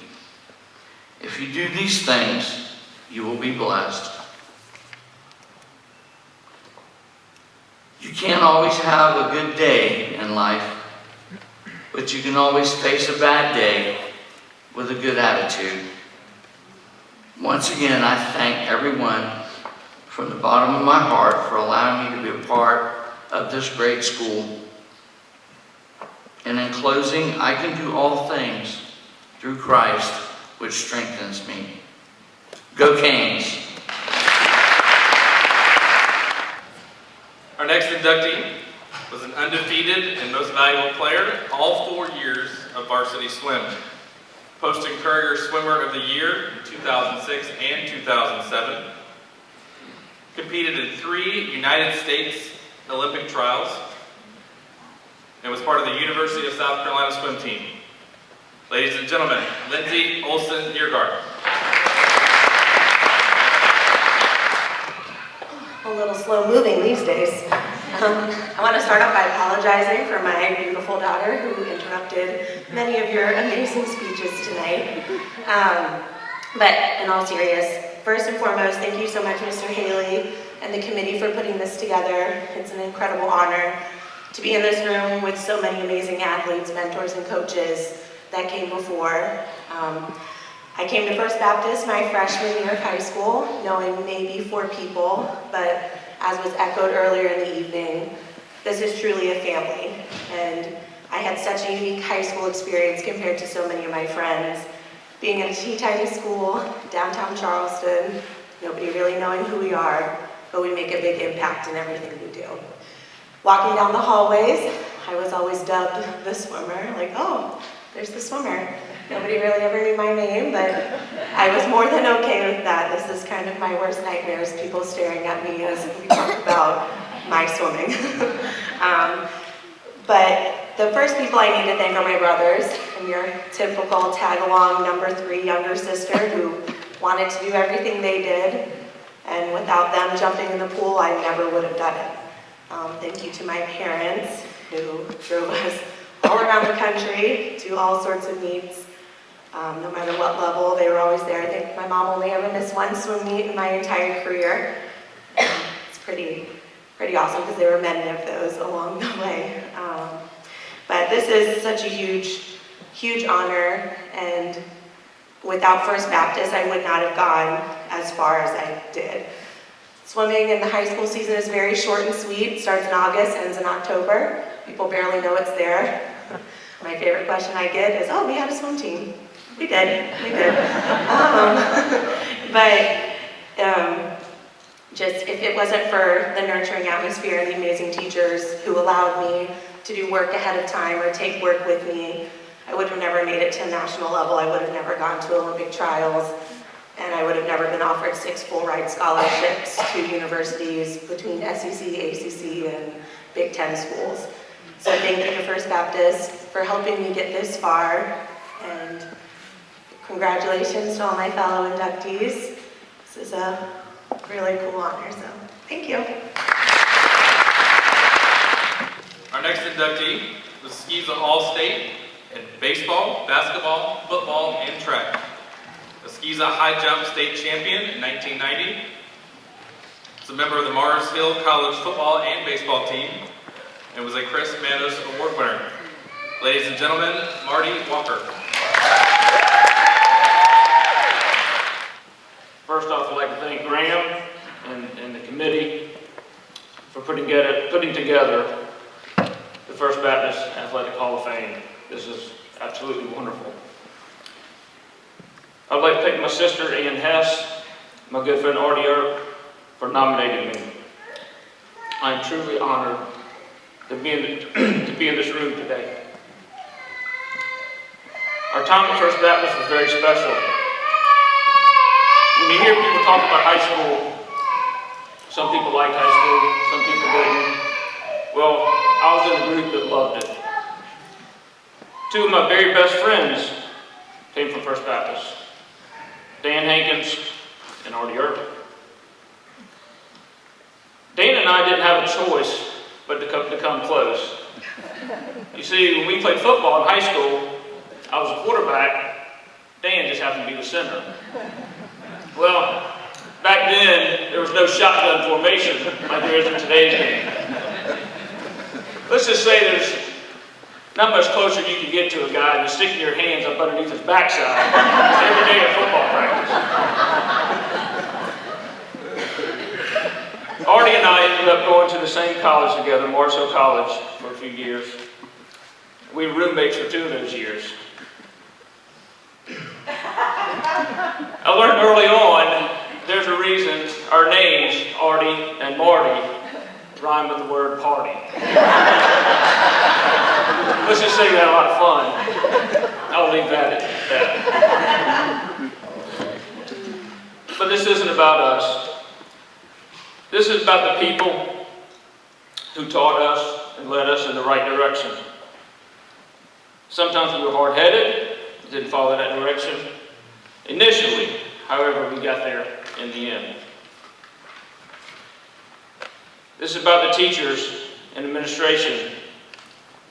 Dr. Earp, Miss Manning, Miss Bridges, Miss Burns, Miss Long, Miss Talbert, Miss Jacobson, Miss Hendrix, Mr. Harris, and Dr. Ward, who taught us well and kept us grounded.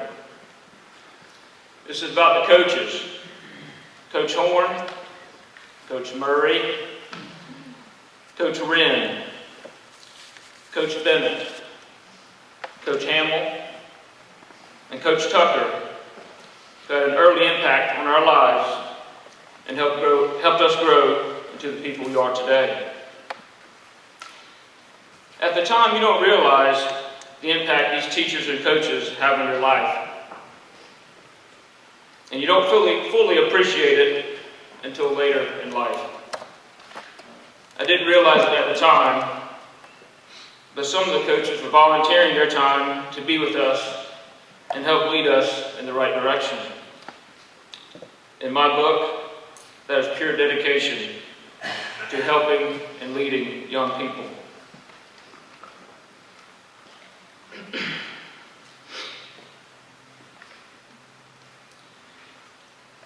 This is also about the parents who raised us right and cared enough about us to drive all over South Carolina to watch us play. To this day, my parents still talk about the 1991 playoff football game in Bishopville, South Carolina. It was cold, it was windy, and it was snowing. They say they have never been that cold in their lives. Apparently there wasn't enough coffee or hot chocolate in the state of South Carolina for that night. To my parents, Hugh and Ellen Durrett. To my sisters, Ann Hess and Lynn Walker. Thank you for all your love and support.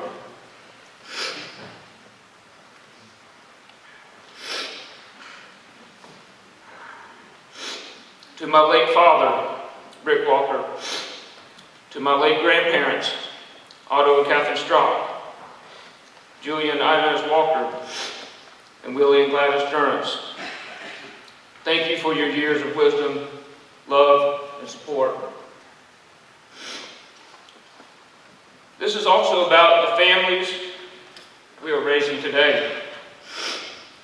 My beautiful wife, Christy, and I have been married for almost 20 years. 20 years, wow. Christy is a wonderful wife, mother, and friend. And yes, I outkicked my coverage when I married her. We have 2 beautiful daughters, Ava and Preston. Ava's 11 years old and is a level 6 gymnast on the gymnastics team at Clipton.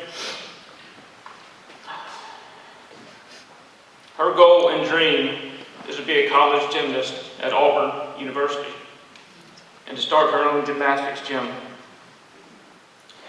And just like our parents did for us, we drive all over 3 states to watch her compete and love every minute of it.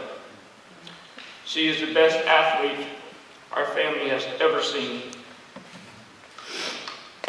Presley is 9 years old. She's our rising basketball star. This is her first year on her 3rd and 4th grade basketball team. We love watching her play and improve from game to game. She is one of the most creative and determined kids we have ever seen. She has already started a business called Monkey's Cookies.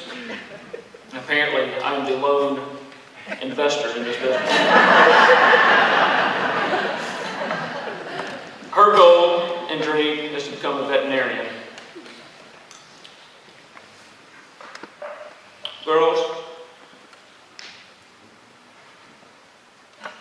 Mommy and Daddy love you.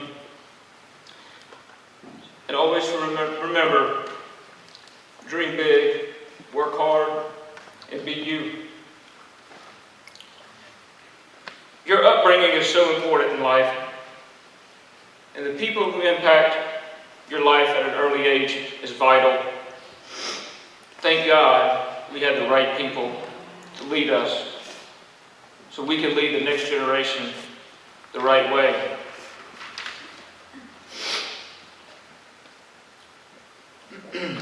In closing, I want to leave you with this. Be better today than you were yesterday. This could be in sports, in business, in leadership, your faith, your relationships, whatever you want it to be. But think about this. If you strive every day to be better than yesterday, just think about how far you can go. Thank you.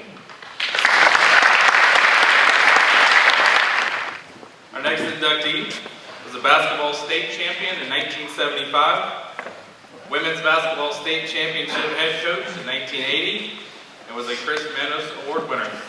Ladies and gentlemen, Bud Walpole. Thank you, Graham. As I was looking at these pictures of my old playing days, I didn't realize how short those basketball pants were. I think every time my mother washed those, it got shorter. But I remember before each game, all of us trying to stretch those things out to make them longer.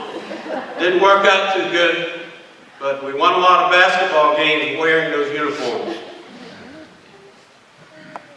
So that's okay. It is an honor to be inducted into the First Baptist Athletic Hall of Fame, and I would like to thank Graham Haley, who has done a remarkable job here as athletic director and coach. I would also like to thank the induction committee for your hard work in establishing the Athletic Hall of Fame. I'm happy to be joined today by my family, sitting over here, my brother Hank and wife Patsy, my sister Connie, my son Gene and his wife Kristen, and my daughter Catherine and her husband David, who's also a football coach, by the way. And I'd also like to thank my lovely wife Ann, who, by the way, I met right here at First Baptist my sophomore year. She transferred in from Virginia, and we still let her into school. I'm glad we did. Thank you, Dr. for that. But she's been very supportive of these many years of coaching, and now that I'm retired, I get to spend a little bit more time with her doing what she wants to do. She's back there shaking her head.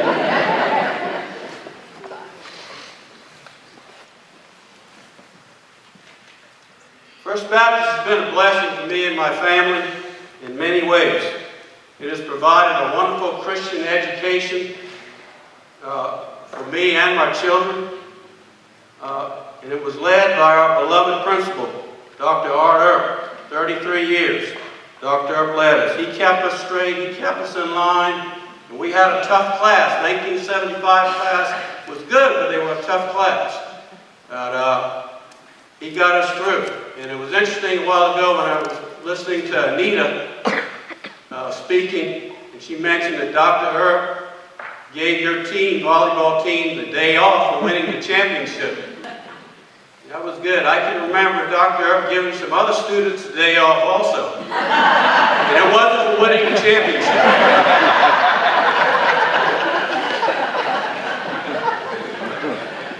The First Baptist has also provided the opportunity to establish lifelong friendships. I can see some of my old teammates here today. Back during my sophomore year, I was privileged to play with Perry Gervais, my sophomore year, when we won the region championship. I think it was the first time in school history. I see his brother John Gervais, who played before me, and who I loved watching when I was younger, and I tried to emulate the way he played, because he played the game right, because he played for Chris Manos. But also think of all my basketball teammates my senior year. Marshall Blaylock, Roger Dominic, Lloyd Brown, Frank and Ed Cornwell, just to name a few. Bill Walpole, Jeff Stinkman, Buzzy Tinkin, Dave Fender, Dick Whip, and our coach Barry Moorhead. And what we were able to accomplish that particular year was remarkable. The most notable being came on March 1st, 1975, which by the way this year will be 45 years, I believe. We won the school's first ever state championship up in Florence, South Carolina, over a very tough opponent, Hamel Academy. First title ever. And they had a player named Bill Goss on that team that was averaging 30 points a game. He went on to play for South Carolina. But we had Blaylock, and we had Frank and Ed and others, and we were able to come out on top of that game. And the thing I remember most, at the end of that game with about 2 minutes left, we were either up by one, down by one, or tied. And Coach Moorhead called the timeout. And so he gathered us in a circle over at the bench. He looked at us and didn't say a word. We all looked at each other, waiting for instructions, waiting for a play. Never said a word. And finally he spoke up and he says, "What do you all think we need to do? What do you all think we need to do?" He was asking us. And I don't remember how we responded to Coach Moorhead during that timeout, but I do remember how we responded when we ran back out on that court. And we did what we did 20 other games during the season. We won the game. We won the title. And that's how we responded. As a coach here at First Baptist, I had the privilege of working with many young men and women, some of who are here tonight. See, Will McCombs is now the principal, high school principal. He was on our inaugural football team, as was Artie Earp. There's Artie. Artie Earp, he's always our friend. He's the one that initiated that football team. Got that going for us. Scott Hagan, the Gardner boys, Greg and Danny, Jeff. And then I also see, of course, Karen's here tonight, Karen Hatcher, Harlan, and one of our other players, Kim Ballard. And it was also special to be able to coach my son Gene and my daughter Catherine. Many fond coaching memories, but probably the most memorable happened on March of 1980 when we won the school's first ever women's basketball state championship. Penny Wilson, Kim Bowers, Sally Cornwell, Karen Hatchell, those are just a few of the members of that team that went 21-4. But and I remember that game. We called a timeout at the end of the game. We were up by, I think, 2 points. And we had to call a timeout just to give the team a rest, because they were just playing their hearts out.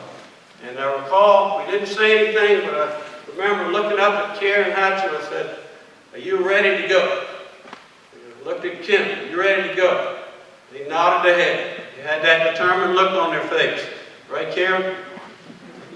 And they went out and got it done against against Thomas Sumter Academy for the championship. And finally, on behalf of my family, I want to pay tribute to our mother and father, Gene and Estelle Walpole. Through their love, sacrifice, and hard work, were able to send all 4 of their children to First Baptist, which was a blessing. And they were so supportive, as were all our parents back then. And I can see them now sitting up in the bleachers before every game, home and away, sitting up there with the Blaylocks and the Dominies, the Cornwells and others. So supportive. And my brother reminded me a while ago that when I was on the JV team, we didn't have any transportation that particular year. And my father had bought a 1953 bus and converted it into a camper for the family cab. And I mentioned the fact to him one day that we didn't have any transportation. So what he did is he painted that bus white, and on the side of the bus, he painted JV Special on the side, JV Special. That was going to be our team bus. And lo and behold, we put all the team on that bus, and he took us to home and away games. Okay, I'm not sure the school would have approved a 1953 bus. Nevertheless, that's what we did, and so that was special. In closing, thank you again for this special honor. I also want to thank Pastor Marshall Blaylock for his many years of leadership to the church and to the school. Thank you. Our next inductee was a soccer state champion in 1991. Basketball and soccer team most valuable player in 1993. And a Chris Manos Award winner. Ladies and gentlemen, Andrew Wirtz. Thank you very much to those who nominated me and the committee for choosing me to be in the inaugural class of the First Baptist School Athletic Hall of Fame. I'm truly honored and humbled to be a part of this group of wonderful people. I'm especially happy to be receiving this honor alongside my nephew, Lawton Hendrix. Not only do I have a special connection with Lawton, but also with fellow inductees, Dr. Herb, who was principal of First Baptist during my time here, Gary Hamel, who was my soccer coach for 3 years, John Murray, who was my basketball coach, Marty Walker, who was my basketball teammate, and Scott Hagan and Anita Rashford, who were my schoolmates and for whom I cheered as I watched them play. Coach Gary Hamel and our team, Coach Gary Hamel provided me and our team with a lifelong memory of winning the state championship soccer state championship in 1991. Without his leadership, we would not have been able to accomplish that great feat. And he's right about riding the cow afterwards. That was quite the memory. Coach Murray brought humor and fun to our basketball team and had a gift of getting to know his players as real people. Growing up, athletics at First Baptist were a big part of my family, many of whom are here today. My brother Alan played basketball and baseball for First Baptist in the late 1970s. In fact, he was on the first 4 baseball teams fielded by First Baptist, serving as team captain.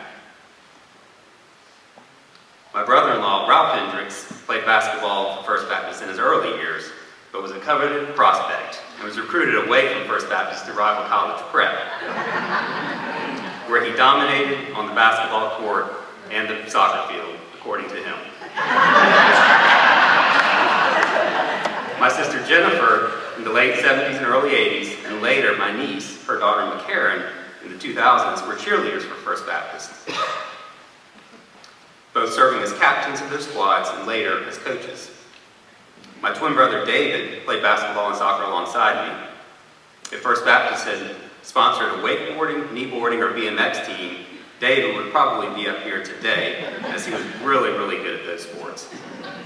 And of course, my nephew Lawton, fellow Hall of Fame inductee, played football, basketball, and baseball, winning a whole bunch of championships awards along the way. Last but not least, my parents, Bobby and Gloria Wirtz, were there supporting us and cheering us on at just about every game and competition in which we competed and became permanent fixtures at both home and away games for us as well as our teammates.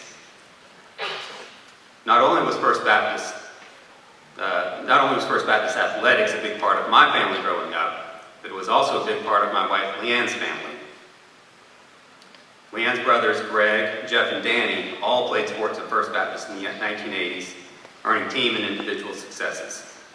Later, Leanne played volleyball, basketball, and softball at First Baptist, excelling at all three, and winning a state championship in volleyball, along with Anita Rashford. And like the support my siblings and I received from our parents, Leanne and her siblings received the same support from their parents, Don and Martha Gardner.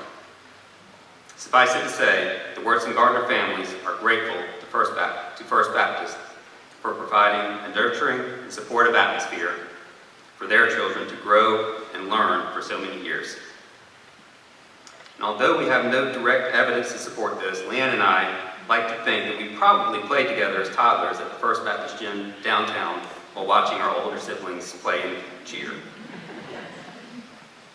Our parents modeled for us how important supporting not only academic efforts are, but that showing up and being involved in extracurricular activities is also a major part of the development of a person. Like our parents before us, Leanne and I will strive to provide support to and opportunities for our children, 8-year-old Ellis and 5-year-old Palmer, in their athletic and extracurricular endeavors as they grow, recognizing that in participation in athletics involves much more than just physical strength and skill. It also involves many other important life skills and lessons like sharpening the mind, discipline, how to enjoy successes, how to cope with defeat, and teamwork, which all leads to lifelong friendships. In closing, I would again like to say how honored and humbled I am to receive this award among so many other deserving and distinguished people. Thank you. Our next inductee founded the First Baptist women's basketball team, was a dedicated First Baptist employee from 1955 to 2006. Believed in Romans 8, 38, 39. Ladies and gentlemen, Jim Whaley. I'm Thea Whaley Redondo, graduate of First Baptist class of 1980. Mother to a 2017 First Baptist alum, as well as an 11th grader that's currently here. My children are swimming today, and my daughter's with her college team in Charlotte. My son's with USA Swimming in Rock Hill, and my husband is going back and forth across the state line to cheer them on for both of us, so they couldn't be here. On behalf of my father, Jim Whaley, our family and I wish to extend our most heartfelt gratitude to Graham Haley. Thank you so much. And the First Baptist Hall of Fame Committee for this honor. I consider it a privilege to represent my father here today, and I know Daddy would have really appreciated this. Thank you. He would have also done a lot better than I would do it. A lot of jokes. As a young boy, Jim spent his early mornings delivering eggs and milk from their family farm in Myrtle Beach, all before school. And soon this future football quarterback and baseball pitcher added the Sun News to his delivery route, executing many successful Hail Marys and curveballs to the city's front porches. Jim and his brother George worked and served in the community. Their father was the chief of police, and they were always held to a higher standard, which really shaped Daddy's life. Jim enjoyed sports, especially football and basketball and baseball, and he was also a lifeguard on the Grand Strand. Not quite sure how much work that really was, but he loved it. He loved swimming and being in the sun. A move to Charleston resulted in Jim serving his country in the U.S. Navy aboard the USS Iowa. A few years later, he also served as a drill instructor in the U.S. Marine Corps at Parris Island. And that being a drill instructor really prepared Jim to be a basketball coach and a father and a grandfather. Jim became a paramedic and drove an ambulance.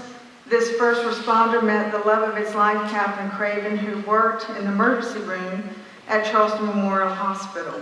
It was love at first sight for Jim.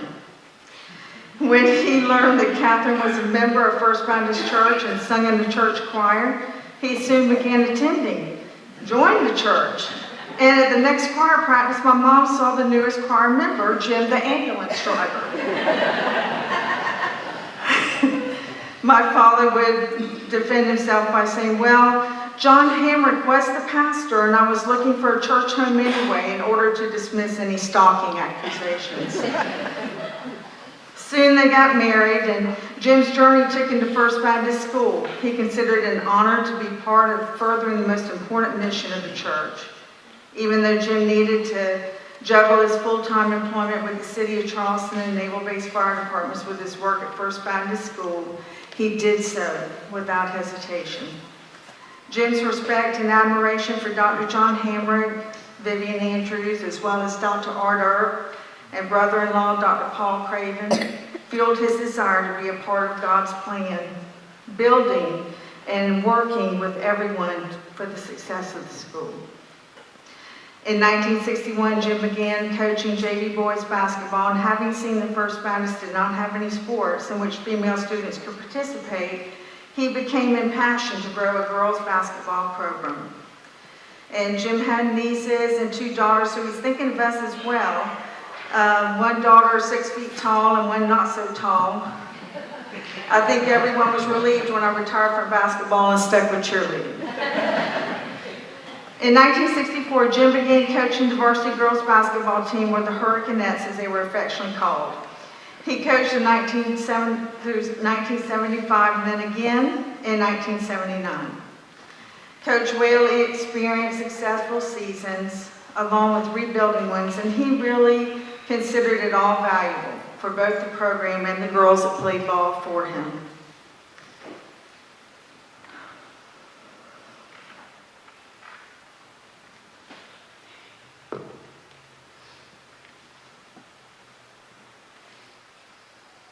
Through the years, Jim Whaley had the privilege of coaching over 200 girls in the First Baptist Varsity Girls program, and he loved his girls. The years without a school gym and no consistent place for his girls to practice meant that Coach Whaley had to get creative. They all did. He held practice in the parking lot at 48 meeting, the asphalt jungle as he called it. Coach Whaley would park his 57 Chevy nearby, have the tailgate down with water, as well as first aid items for those painful wipeouts. Basketball goals have been installed in the parking lot, and the First Baptist family came together as usual to help with this task, students and staff alike. Everything changed for the better when the dream of so many came to fruition with the completion of our gym around 1973, the Johnny Hamrick Activity Center. Jim Whaley's ties with the First Baptist School did not end with this last coaching gig in 1979 when he passed the torch to Bedwall Pool. But Jim went on to spend the next 20 plus years serving FBS in its maintenance department, taking care of the buildings and properties belonging to the church and the school. Jim achieved licensing as an electrical contractor and was able to serve the school professionally. And this meant a lot to him because he cared deeply for the people who worked and went to school and church in those buildings. Jim got certified to remove the asbestos from the education building, which he considered to be a great accomplishment. He thought the hazmat suit was really cool too. He really loved that suit. In previous years, Jim had served as the bus driver for the basketball team to away games, as well as a school bus driver. So when Jim left the maintenance department, he returned to serving the school as a bus driver. His years of hard work and dedication enabled this devoted husband, father, and grandfather to provide a private Christian education from First Baptist School for 3 children and grandson. He was grateful for this, as were we all. He dearly loved all of his family, especially his 3 grandchildren. Jim enjoyed countless friendships at First Baptist, so many friendships that sustained him through the years that he loved so much. You knew you were loved if you were called Hammerhead, Jackleg, Sasquatch, Pretty Girl, to name a few. He didn't mess with you if he didn't love you.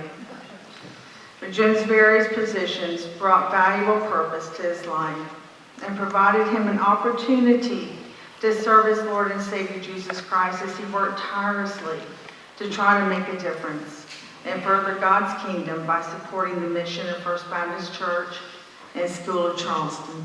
Thank you so much for this honor. Thank you.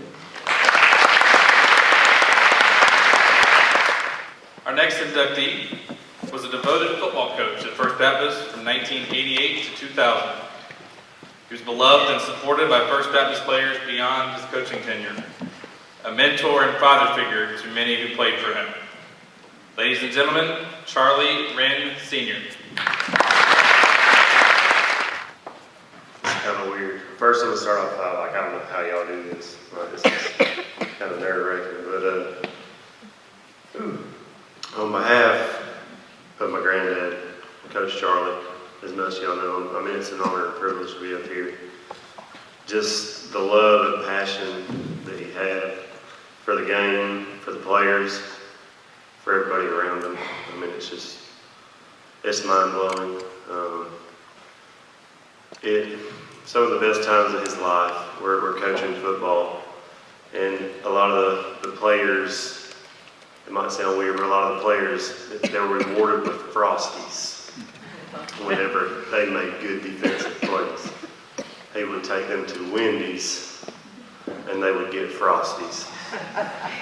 That was their reward.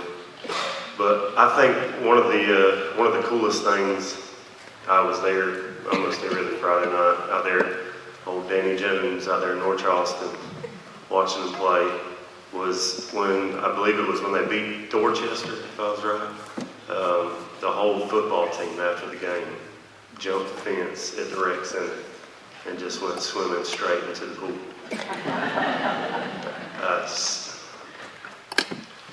I mean, he was, I can go on and on about the type of man that he was and the passion that he had for the game. And I think what drives it to the nail in the head, I guess you could say, is he didn't start playing football till he was 9th grade.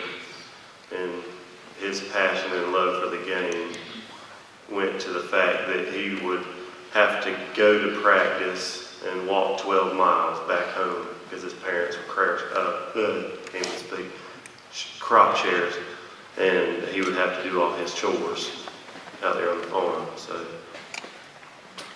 I got a bunch of people here in love and support of him, and we love him and support him.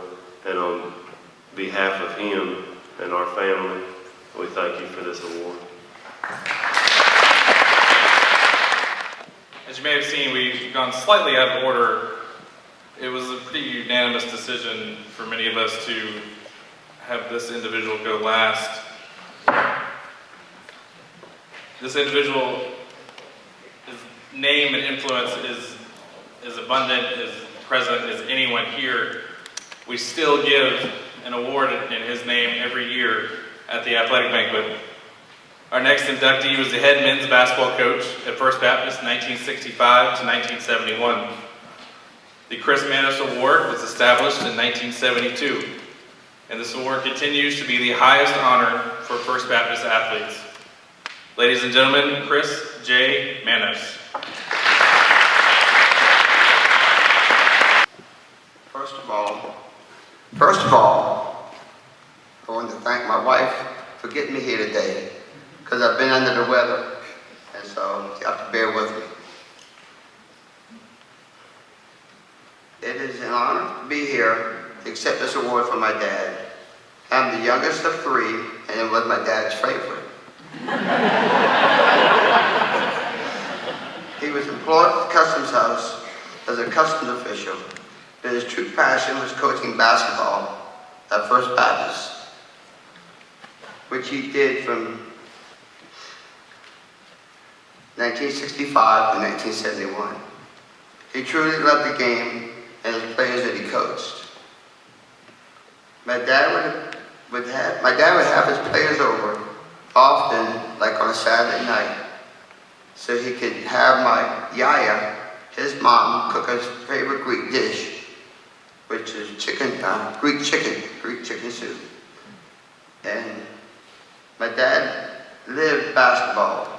All over the house were scraps of paper from him dreaming of plays, drawing them up on X's and O's were everywhere around the house. Back when he coached, First Baptist didn't have a gym, so Dad would have to beg, borrow, and steal to practice, find a place to practice. His biggest challenge at First Baptist was his arch rival, Holly Hill. He had many technical fouls called on him for defending his players. His players had the utmost respect for my dad as he did for them. There was many perks for being the son of the coach on the basketball team. One of them was I got to sit on the bench with him during the games, and the other one was riding on the team bus to the games. And I always managed to ride on the bus with the cheerleaders. I always went with him to practice, and one time during practice, one of his players was being questioned about why he never dunked the ball. And his answer was, his coach wouldn't like it. I want to thank everyone for honoring my dad with this prestigious award. I only wish he could have been here to accept himself. Thank you. I think my brother must have broken into my house and stole my speech. So I'm gonna have to echo what he said. If my father were here today,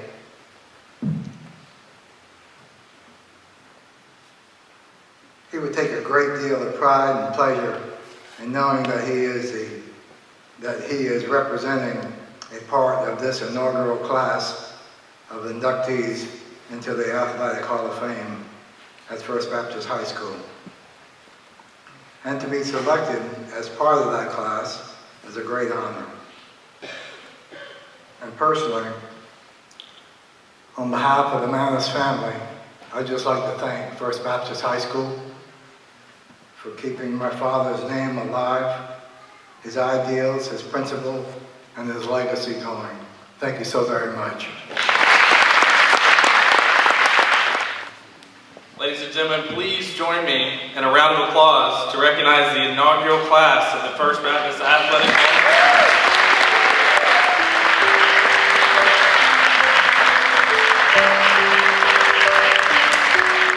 I would like to thank everyone again for joining us. This is an incredible moment for First Baptist, and we look to enjoy this for many years to come.